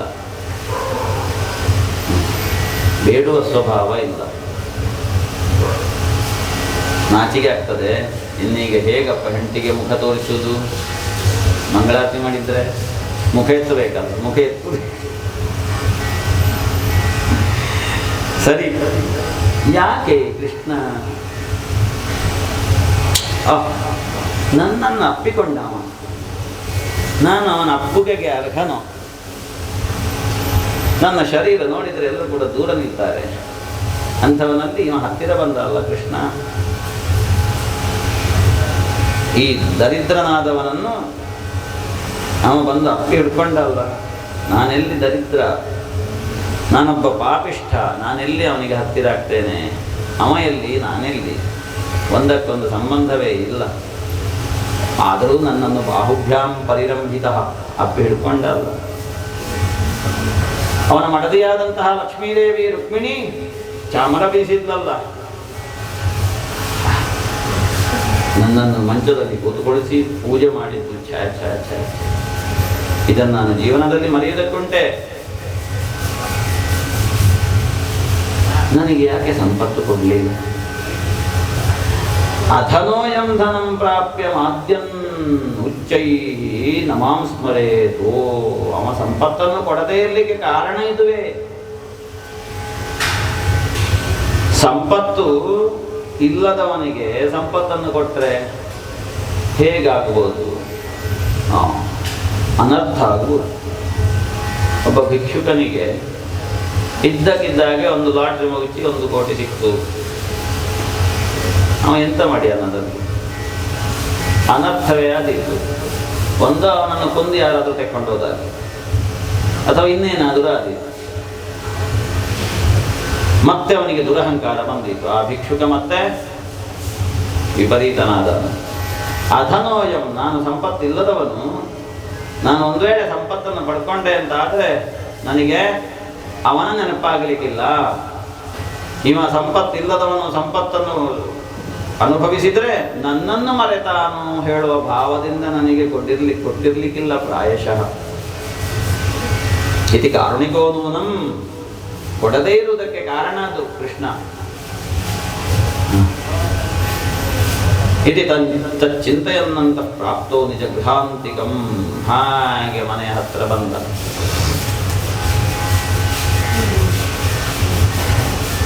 ದಾರಿ ತಪ್ಪಿದ ಹೇಗೆ? ಹೋದ ದಾರಿ ಅಲ್ಲಿವರೆಗೆ ಬಂದ ದಾರಿ ಅದೇ ಉಂಟು. ಇದು ಅಲ್ಲಿ ಮತ್ತೆ ಕವಲೊಡೆಯಿತ. ನನ್ನ ಮನೆಯಲ್ಲಿ ಹೋಯಿತು. ಈಗ ಬೀಳ್ತೋ ಮತ್ತೆ ಬೀಳ್ತೋ ಹೇಳುವ ಪರಿಸ್ಥಿತಿಯಲ್ಲಿದ್ದಂತಹ ನನ್ನ ಗುಡಿಸಲು ಇಲ್ಲ. ಯಾರ್ದಿದು? ಮನೆ ಯಾರ್ದಿದು? ನಾ ಇತ್ಲಾಗಿ ಬಂದಿರುವಾಗ ಪಂಚಾಯತ್ ಆಫೀಸಿನವರಿಂದ ಆಕ್ರಮಣ ಮಾಡಿ ಒಳಗೆ ಹಾಕಿ ನಾನು ಕಟ್ಟಿದ್ದ ಎಲ್ಲೋ ಇತ್ತು ಅಂತ ಆಲೋಚನೆ ಮಾಡಿ ನೋಡಿಯೇ ಬಾಕಿ ಮಾಡಿ. ದೊಡ್ಡ ಅರಮನೆಯಾಗಿದೆ, ಇದು ಯಾರದಪ್ಪ ಮನೆ ಇದು? ನಾನೀಗ ನೋಡಿ ಬಂದ ಅರಮನೆಯ ಕಾಣ್ತಾ ಉಂಟೀನಿ. ದ್ವಾರಕೆ ಹಾಗೆ ಉಂಟು, ಯಾರ್ದಿರ್ಬೋದು ಇದು ಅಂತ ಆಲೋಚನೆ ಮಾಡ್ತಾ ಇರುವಾಗ ಏವಂ ಮೀಮಾಂಸಮಾನಂತಂ ಕಿಮಿತಂ ಕಸ್ಯವಾ ಸ್ಥಾನಂ. ಹೇಗಾಯ್ತಿದ್ದು ಇಲ್ಲಿ? ನನ್ನ ಮನೆ ಜಾಗದಲ್ಲಿ ಇನ್ನೊಂದು ಮನೆ ಬಂದದ್ದು ಹೇಗೆ ಅಂತ ಆಲೋಚನೆ ಮಾಡ್ತಾ ಇರುವಾಗ ಈ ಕುಚೇಲನ ಹೆಂಡತಿ ಚಿನ್ನದ ಹರಿವಾಣದಲ್ಲಿ ಎಲ್ಲ ಮಂಗಲ ದ್ರವ್ಯಗಳನ್ನಿಟ್ಟು ತಸ್ತವಯದಿ ಕೃಪಾನಾಪಿ ಭವಿತ. ಸ್ವಾಮಿ, ಎಲ್ಲ ದೇವತೆಗಳೂ ಕೂಡ ನನ್ನನ್ನು ಕೈ ಬಿಟ್ರು ಸ್ವಾಮಿ, ಕೈ ಬಿಟ್ರು. ಇನ್ನೀಗ ನಿನ್ನ ಕೃಪೆ ನನ್ನ ಮೇಲೆ ಆಗದಿದ್ರೆ ಯದಿ ಕೃಪಾ ನಾಪಿ ಭವಿತ. ಸ್ವಾಮಿ, ನಾನು ನಿರಾಲಂಬನಾಗಿ ಹೋಗ್ತೇನೆ, ಆಧಾರ ಇಲ್ಲದ ಹಾಗೆ ಹೋಗ್ತೇನೆ ಜೀವನದಲ್ಲಿ. ನಾನಿನ್ನು ಯಾರನ್ನು ಶರಣು ಹೊಂದಲಿ? ನೀನಲ್ಲದೆ ನನ್ನ ಜೀವನದಲ್ಲಿ ಯಾರು ಸ್ವಾಮಿ? ನನಗೆ ಇಂಬು ಕೊಡುವವರು, ನನ್ನನ್ನು ಎದ್ದೇಳಿಸುವವರು ಯಾರು ಸ್ವಾಮಿ ಅಂತ ಕೇಳಿದ್ದಂತೆ ಒಬ್ಬ. ಆ ಶರಣಾಗತಿ ನಮಗೆ ಕೃಷ್ಣನಲ್ಲಿ ಬಂದಾಗ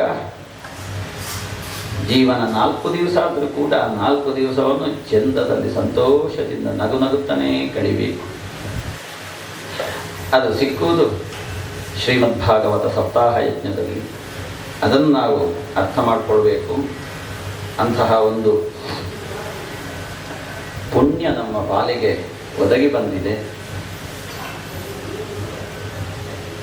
ಈ ಸಪ್ತಾಹ ಯಜ್ಞ ಅನ್ನುವಂಥದ್ದು ಇದರಲ್ಲಿ ನಮಗೆ ಭಾಗವಹಿಸುವುದಕ್ಕೆ ಪುಣ್ಯ ಯಾವುದು ಅಂತ ಕೇಳಿದರೆ ಜನ್ಮಾಂತರೀಯವಾದ ಪುಣ್ಯ. ಜನ್ಮಾಂತರೀಯಂ ಭವೇತ್ ಪುಣ್ಯಂ ತದಾ ಭಾಗವತಂ ಲಭೇತ್. ಸುಮ್ಮನೆ ಹೇಳಲಿಲ್ಲ ಸ್ವಾಮಿ. ಜನ್ಮಾಂತರೀಯವಾದಂತಹ ಪುಣ್ಯ ನಮ್ಮಲ್ಲಿ ಉಂಟು, ಸುಕೃತ ಉಂಟು ಅಂತಾದರೆ ಈ ಭಾಗವತ ಸಿಗ್ತದೆ. ಸಿಕ್ಕಿದೆ ಬಂದವರಿಗೆ, ಮಾಡಿಸಿದವರಿಗೆ. ಅಂತಹ ಒಂದು ಜೀವಂತ ಗ್ರಂಥ ಇದು. ಅಲ್ಲಲ್ಲಿ ಕೃಷ್ಣನ ಸಾನ್ನಿಧ್ಯ, ಕೃಷ್ಣನ ಅಸ್ತಿತ್ವ ನಮ್ಮ ಅನುಭವಕ್ಕೆ ಬರ್ತದೆ ನೋಡಿ. ಇದು ಆಗ ಹೇಳಿದಾಗೆ ಜೀವನ ಶಿಕ್ಷಣ. ಪ್ರತಿಯೊಬ್ಬರೂ ಕೂಡ ನಾವು ಇದರಿಂದ ಪ್ರಭಾವಿತರಾಗಬೇಕು. ಅಲ್ಲಿ ಹೋಮ ಮಾಡಿದ ಹಾಗಾದೀತು. ಅದಕ್ಕೋಸ್ಕರ ನನ್ನದ್ದಾದಂತಹ ಒಂದು ಸಂಕಲ್ಪವನ್ನು ಮಾಡಬೇಕು. ಏನಂತೆ? ಆ ಸಂಕಲ್ಪ ಅದ್ಭುತವಾದಂತಹ ಸಂಕಲ್ಪ. ಕೃತ್ವ ದೈತ್ಯವಧಂ ಕೃಷ್ಣಸ್ಸ ರಾಮೋ ಯದುಭಿರ್ವೃತಃ. ಇನ್ನು ಒಂದೇ ಒಂದು ಉದ್ದೇಶ, ಸಮಗ್ರವಾದಂತಹ ಅಧರ್ಮ ಹೊತ್ತಿ ಉರಿದು ಸುಟ್ಟು ಭಸ್ಮವಾಗಿ ಹೋದ ಮೇಲೆಯೇ ನನ್ನ ಅವತಾರದ ಉದ್ದೇಶ ಸಮಾಪ್ತಿಯಾಗುವುದು, ಸಂಪನ್ನ ಆಗುವುದು.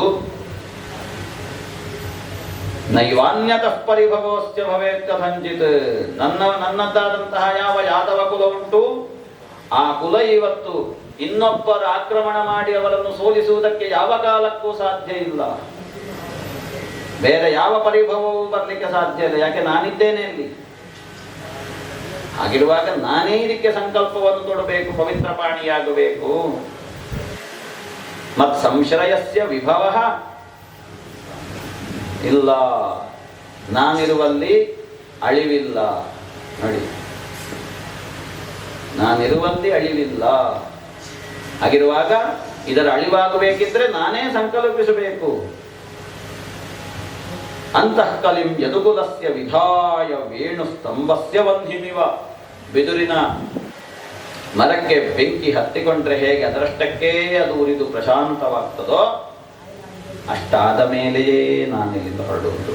ಏವಂ ವ್ಯವಸಿತೋ ರಾಜನ್ ಸತ್ಯ ಸಂಕಲ್ಪ ಕೃಷ್ಣ ಶಾಪವ್ಯಾಜೇನ ವಿಪ್ರಾಣಾಂ ಸಂಜಕ್ರೇಯಸ್ವ ಕುಲಂ ವಿಭು. ಇದಾಗಬೇಕಿದ್ರೆ ಅವರಿಗೆ ಒಂದು ಶಾಪ ಬರಬೇಕಿಲ್ಲ, ಸಾಧ್ಯ ಇಲ್ಲ ಅವರನ್ನು ನಾಶ ಮಾಡುವುದಕ್ಕೆ. ಯಾದವರನ್ನು ಶಾಪ ಬರಬೇಕಿದ್ರೆ ಬ್ರಾಹ್ಮಣ ಮೂಲಕವಾಗಿಯೇ ಶಾಪ ಹೋಗಿ ಅಲ್ಲಿ ಪಡಿಬೇಕು. ಅದಾಗಬೇಕಿದ್ರೆ ನಾನು ಬ್ರಾಹ್ಮಣರಿಗೆ ಪ್ರೇರಣೆ ಕೊಡಬೇಕು.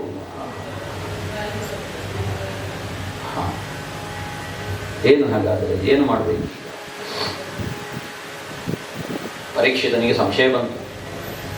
ಗುರುಗಳೇ, ಏನ್ ಹೇಳ್ತಾ ಇದ್ದೀರಿ ನೀವು? ವಿಪ್ರಶಾಪ ಕಥಮಭೂತು, ಅದು ಹೇಗೆ ಅವರಿಗೆ ಬ್ರಾಹ್ಮಣ ಶಾಪ ಬಂತು ಕೃಷ್ಣ ಇರುವಾಗ? ವಿಚಿತ್ರ ಅಲ್ಲ ಇದು. ಅವಾಗ ಹೇಳ್ತಾರೆ, ನೋಡಪ್ಪ, ಇದು ಎಲ್ಲವೂ ಕೂಡ ಕೃಷ್ಣ ಸಂಕಲ್ಪ ಮಗು. ಅವನ ಸಂಕಲ್ಪ ಮಾಡಿದ್ರೆ ಸುಳ್ಳಾಗದು. ಸಂತ್ರಸ್ತರಾಗ್ತಾರೆ. ಹೌದಾ ಅಂತ ನೋಡ್ತಾರೆ. ಸಾಂಬನ ಆ ಬಟ್ಟೆಯನ್ನೆಲ್ಲ ಬಿಡಿಸಿ ಒಳಗಡೆ ನೋಡಿದವಾಗ ಕಬ್ಬಿಣದ ಒನಕೆ ಉಂಟು. ಕಿಂಕೃತ ಮಂದಭಾಗ್ಯೈ, ನಾವು ಏನು ಮಾಡಿದೆವು ಅಯ್ಯೋ ರಾಮ ಅಂತ ಹೇಳಿಕೊಂಡು ಅಲ್ಲಿ ಸ್ತುತಿ ಮಾಡ್ತಾರೆ.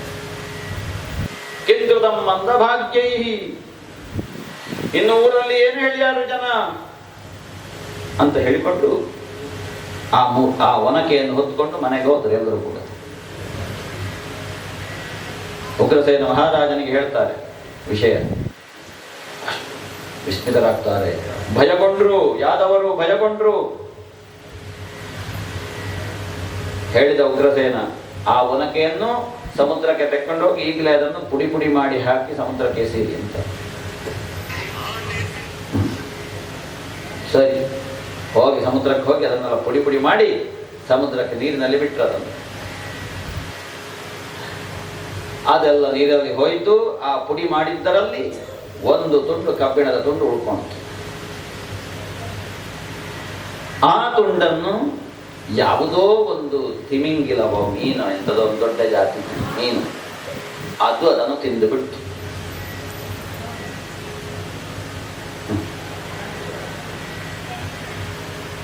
ಈ ಹಿಂದೆ ಮತ್ಸ್ಯ ರೂಪದಲ್ಲೂ ಬಂದದ್ದವನೇ ಅಲ್ವೇ.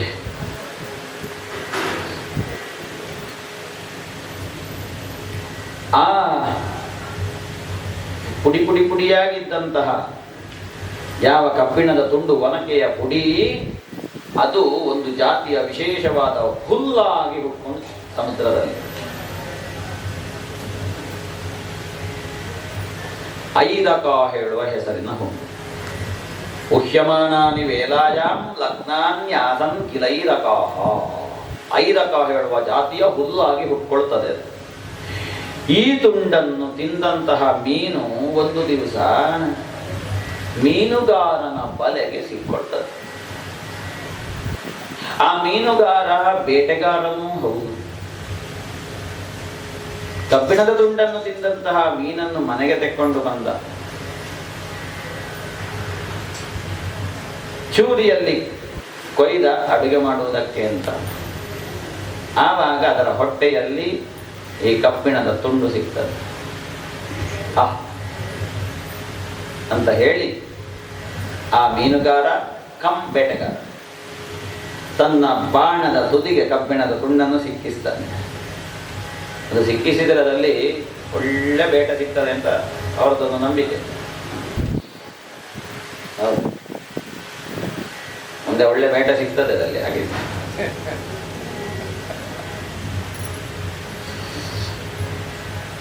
ತಸ್ಯೋದರಗತಂ ಲೋಹಂ ಸಶಲ್ಯೆ ದುಗ್ಧಕೋಕರೋ. ಇದನ್ನೆಲ್ಲ ನಿವಾರಣೆ ಮಾಡ್ಬೋದಿತ್ತು. ಇದೆಲ್ಲ ಭಗವಂತನಿಗೆ ಗೊತ್ತಾಗದೇ ಇರುವ ವಿಷಯವ. ಕೃಷ್ಣನಿಗೆ ಭಗವಾನ್ ಜ್ಞಾತ ಸರ್ವಾರ್ಥ ಈಶ್ವರೋಪಿ ತದನ್ಯಥಾ ಕರ್ತುಂ ನ ಇಚ್ಛತ್. ವಿಪ್ರಶಾಪವನ್ನು ನಿವಾರಣೆ ಮಾಡುವುದಕ್ಕೆ ಮನ ಮಾಡಲಿಲ್ಲ. ಕಾಲಸ್ವರೂಪಿಯಾಗಿರುವಂತಹ ಕೃಷ್ಣ ಅದನ್ನು ಅನುಮೋದಿಸಿದ ಅನ್ನುವಲ್ಲಿಗೆ ಇವತ್ತು ಓಂ ಸ್ವಸ್ತಿ. ನಾಳೆ ಈ ಸಪ್ತಾಹ ಯಜ್ಞದ ಮಂಗಲ. ನಾಳೆ ಬೆಳಿಗ್ಗೆಯಿಂದ ಯಥಾಪೂರ್ವವಾಗಿ ಪಾರಾಯಣ 10 ಗಂಟೆಗೆ, ಬೆಳಿಗ್ಗೆ 10 ಗಂಟೆಗೆ ಪಾರಾಯಣ ಮುಗಿತದೆ. 10:30ಯಿಂದ ಪ್ರವಚನ ಶುರು ಆಗ್ತದೆ. ನಾಳೆ ಇದರಿಂದ ಮುಂದುವರಿದಂತಹ ಭಾಗ ಉದ್ಧವನಿಗೆ ಭಾಗವತೋಪದೇಶವನ್ನು ಮಾಡುವಂಥದ್ದು ಕೃಷ್ಣ. ಹೋಮ 10 ಗಂಟೆಯ ಒಳಗಡೆ ಪೂರ್ಣಾಹುತಿ ಆಗ್ತದೆ. 10 ಗಂಟೆ ಹೊತ್ತಿಗೆ ಇಲ್ಲಿ ಪಾರಾಯಣವು ಮುಗಿತದೆ, ಮಂಗಳಾಗ್ತದೆ. ಪೂಜೆ ಯಥಾವತ್ತಾಗಿ ನಡೀತಾ ಇರ್ತದೆ. ಅದಾದ ಮೇಲೆ 10:30ಯಿಂದ 12 ಗಂಟೆಯವರೆಗೆ ಪ್ರವಚನ ಅಂತ ಒಂದು ಆಲೋಚನೆ ಉಂಟು. ನಾಳೆಯ ದೈವಚಿತ್ತ ಹೇಗೆ ಅಂತ ಗೊತ್ತಿಲ್ಲ, ಕೃಷ್ಣ ಹೇಗೆ ಸಂಕಲ್ಪಿಸಿದ್ದಾನೆ ಅಂತ. ಅದಾಗಿ ಮಹಾನೈವೇದ್ಯ, ಮಹಾಮಂಗಳಾರತಿ, ಆಮೇಲೆ ಒಂದು ಅವಭೃತ ಯಾತ್ರೆ ಉಂಟು. ಇದು ಇಷ್ಟು ದಿವಸಗಳ ಒಂದು ಯಜ್ಞ ಅಂತಾಗುವಾಗ ನಾವು ದೀಕ್ಷೆಯಲ್ಲಿರ್ತೇವೆ. ದೀಕ್ಷೆಯಲ್ಲಿದ್ದು ಆ ದೀಕ್ಷೆ ಮುಗಿಯುವುದು ಅವಭೃತ ಯಾತ್ರೆ ಮಾಡಿ ಅವಭೃತ ಸ್ನಾನದಿಂದ ಆ ದೀಕ್ಷೆಯ ಸಮಾಪ್ತಿ ಮಂಗಳ ಆಗುವುದು.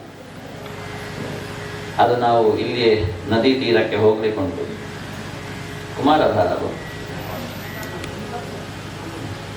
ಕುಮಾರಧಾರ ಆ ನದಿಗೆ ಹೋಗಿ ನಾವು ವ್ರತ ಸಮಾಪ್ತಿಗೊಳಿಸಿ ಅಲ್ಲಿಂದ ನಾವು ಅದಕ್ಕೆ ಯಾರು ಬೇಕಾದರೂ ಬರ್ಬೋದು, ಎಷ್ಟು ಜನರು ಸೇರ್ಬೋದು. ಯಾತ್ರೆ ಹೋಗುವಾಗ ಕೃಷ್ಣನಾಮ ಸಂಕೀರ್ತನೆಯನ್ನು ಮಾಡಿಕೊಂಡು ಹೋಗಬೇಕು ಅಂತ ಸಪ್ತಾಹ ಯಜ್ಞದ ಸಂಪ್ರದಾಯ.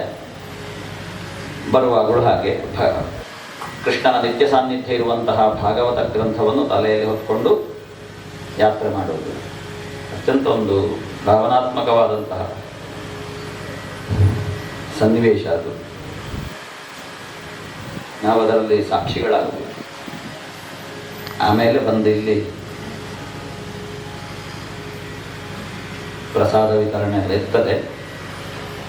ಪ್ರಸಾದ ವಿತರಣೆ ಕೂಡ ಭಗವಂತನ ಪ್ರಸಾದವನ್ನು ಸ್ವೀಕಾರ ಮಾಡುವುದು, ಮತ್ತು ಭೋಜನ ಪ್ರಸಾದ ಇದು ನಾಳೆಯ ಮಧ್ಯಾಹ್ನವರೆಗೆ. ನಾಳೆ ಮಧ್ಯಾಹ್ನಕ್ಕಾಗುವಾಗ ಸಪ್ತಾಹದ ಪರಿಪೂರ್ಣತೆ ಆಗ್ತದೆ. ಮತ್ತೆ ಇನ್ನೊಂದು ದಿವಸ ನೋಡುವ, ಸಪ್ತಾಹ ಪುನಃ ಬೇಕಾದರೆ ಮಾಡುವ. ನೀವೆಲ್ಲ ಬೇಕು ಅಂತ ಹೇಳಿದರೆ, ಅವನಿಗೆ ಬೇಕು ಅಂತ ಅನಿಸಿದವಾಗ. ಮತ್ತೆ ಮುಂದಿನದ್ದೆಲ್ಲ ನಮ್ಗೆ ಗೊತ್ತೇ ಇದೆ, ಆಮಂತ್ರಣ ಬಂದಿದೆ ಎಲ್ಲರಿಗೂ. ನಾಡಿದ್ದಿನ ದಿನದಿಂದ ಶುರು ಆಗ್ತದೆ ಇಲ್ಲೆಲ್ಲ ಒಂದು ಉತ್ಸವ, ದೈವ ಪ್ರತಿಷ್ಠೆ. ಆ ದೈವಗಳಿಲ್ಲಿ ಬಂದು ನೆಲೆಗೊಳ್ಳುವಂಥದ್ದು, ಗೃಹ ಪ್ರವೇಶ, ಮತ್ತು ಆ ದೈವಗಳಿಗೆ ವಿಶೇಷವಾದಂತಹ ಸೇವೆ, ನರ್ತನ ಸೇವೆ ನಾಡಿದ್ದು 2ನೇ ತಾರೀಕಿಂದ 3ನೇ ತಾರೀಕುವರೆಗೆ ಇದೆಲ್ಲ ವ್ಯವಸ್ಥೆಗಳಾಗ್ತಾ ಉಂಟು. ಧರ್ಮ ಚಾವಡಿ, ಧರ್ಮ ಕಾರ್ಯಕ್ಕೋಸ್ಕರ ಇರುವಂತಹ ಚಾವಡಿ. ಮೇಲಿನ ಲೋಕದಲ್ಲಿ ಇದಕ್ಕೆ ಸುಧರ್ಮ ಸಭೆ ಅಂತ ಹೆಸರು. ಭೂಲೋಕಕ್ಕಾಗುವಾಗ ಧರ್ಮ ಚಾವಡಿ ಆಗುವುದು. ಯಾಕೆ ಇಲ್ಲಿಗೆ ಸುಧರ್ಮ ಸಭೆ ಅದು ದ್ವಾರಕೆಗೆ ಮಾತ್ರ ಮೀಸಲಿಸಬೇಕು. ಈ ಆನಂದ ನಮ್ಮ ಜೀವನದ ಅಂತ್ಯದವರೆಗೂ ಬರಬೇಕು. ಇದರಿಂದ ಪ್ರೇರಿತರಾಗಿ, ಪ್ರಭಾವಿತರಾಗಿ ನಾವು ನಮ್ಮ ಮನೆಗಳಲ್ಲಿ ಇಂತಹ ಭಾಗವತ ಗ್ರಂಥ ಎಷ್ಟು 600-900 ಏನೋ ಇರಬೇಕು. 2 ಪ್ರಥಮ ಖಂಡ, ದ್ವಿತೀಯ ಖಂಡ ಅಂತ ಈ ರೀತಿಯ ಕನ್ನಡ ಶ್ಲೋಕ ಅರ್ಥ ಇರುವ ಪುಸ್ತಕ 600 ರೂಪಾಯಿಗೆ ಸಿಗ್ತದೆ. ಅದನ್ನು ದಯವಿಟ್ಟು ನಾವು ದೇವರು ಅಂತ ಹೇಳುವ ಭಾವದಲ್ಲಿ ನಮ್ಮ ಮನೆಯ ದೇವರ ಕೋಣೆಯಲ್ಲಿ ತಂದು ಇಡಿ. ನಿಮ್ಮೊಟ್ಟಿಗೆ ಕೃಷ್ಣ ಇದ್ದಾನೆ. ಇವತ್ತೇ ನಾವು ಸಂಕಲ್ಪ ಮಾಡುವ, ಅದನ್ನು ತರಿಸಿ ನಮ್ಮ ಮನೆಯಲ್ಲಿ ನಿತ್ಯವೂ ಕೂಡ ಅದಕ್ಕೆ ಪುಷ್ಪಾರ್ಚನೆ, ತುಳಸಿ ಅರ್ಚನೆ ಮಾಡ್ತಾ ಸಮಯ ಆಗುವಾಗ ದಿನದಲ್ಲಿ ಸಾಯಂಕಾಲವೋ ಎಷ್ಟು ಹೊತ್ತಿಗಾದರೂ ನಾವು ಅದರಲ್ಲಿ ಒಂದು 4 ಶ್ಲೋಕ ಆದರೂ ಕೂಡ ಅದರ ಅರ್ಥ ಶ್ಲೋಕ ಓದಲಿಕ್ಕೆ ಆಗುವುದಿದ್ದರೆ ಸಮರ್ಥರಾದರೆ ಓದ್ಬೋದು, ಇಲ್ಲಾಂದರೆ ಕನ್ನಡಾರ್ಥವನ್ನಾದರೂ ಕೂಡ ಓದುತ್ತಾ ಒಂದು ಪೂರ್ಣ ಒಂದು ಬದಲಾವಣೆಯ ಗ್ರಾಮವಾಗಿ, ಪರಿವರ್ತನೆಯ ಗ್ರಾಮವಾಗಿ ನಮಗೆ ಕಾಣಬೇಕು. ಅದರ ನಿರೀಕ್ಷೆಯಲ್ಲಿ ನಾನಿದ್ದೇನೆ. ಏನೋ ಒಂದು ಅಂತರಂಗದಲ್ಲಿ ಒಂದು 6th ಸೆನ್ಸಿಗೆ ಹೇಳ್ತಾ ಉಂಟು ಅದಾಗ್ತದೆ ಅಂತ. ಅದರ ನಿರೀಕ್ಷೆಯಲ್ಲಿ ನಾನಿದ್ದೇನೆ. ನಿಮ್ಮದ್ದಾದಂತಹ ಆ ಒಂದು ಬೆಂಬಲ ಇದಕ್ಕೆ ಕೊಡಬೇಕು. ಆವಾಗ ಇಲ್ಲಿ ನಾವು ಎಲ್ಲರೂ ಕೂಡ ಸೇರಿ ಮಾಡಿದ್ದಕ್ಕೆ ಒಂದು ಸಂತೃಪ್ತಿ ಬರ್ತದೆ. ಆ ಸಂತೃಪ್ತಿ ಅದು ಕೃಷ್ಣಾನುಗ್ರಹದಿಂದ ಎಲ್ಲರಿಗೂ ಪ್ರಾಪ್ತಿಯಾಗಲಿ. ವಸ್ತುನಿಷ್ಠತೆ, ವಿಶ್ವಾಸಾರ್ಹತೆ, ನಿಖರತೆಗಾಗಿ ನೋಡ್ತಾ ಇರಿ ನ್ಯೂಸ್ ಪುತ್ತೂರು, ಜನಮನದ ಪ್ರತಿಧ್ವನಿ.